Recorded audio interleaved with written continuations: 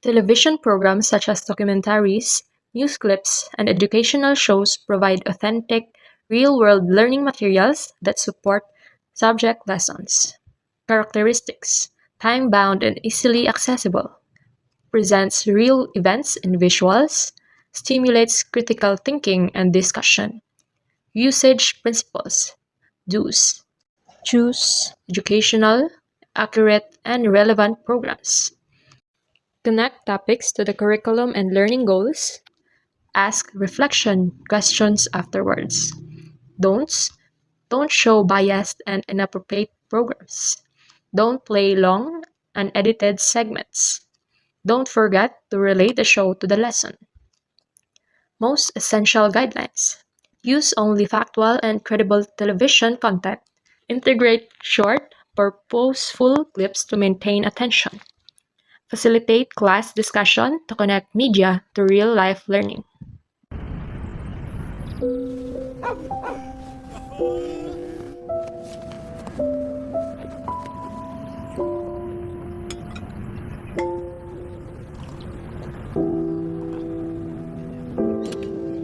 Manong!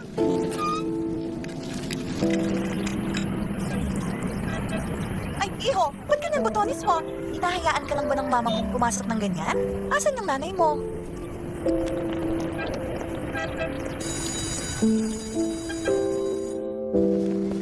Ay, ano ba yan? Sino po nag-aasikaso sa'yo? Hindi mo kasama nanay mo? Sorry po.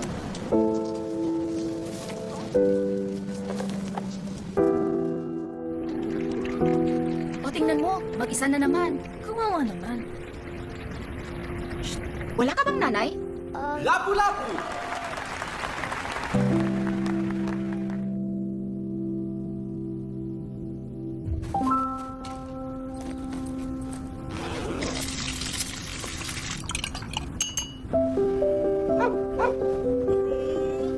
Mikey, anak, gising na. Ligo na ha. Ready na ang breakfast and milk mo. Mauna na si mama. Manong, si Mikey palabas na. Alas 2 ang uwi ah.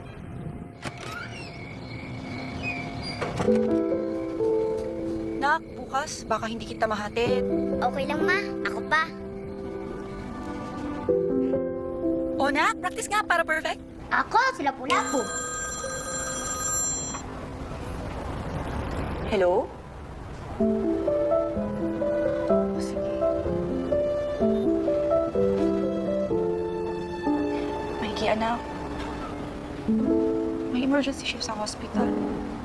Sorry, anak ah. Wala na naman si mama.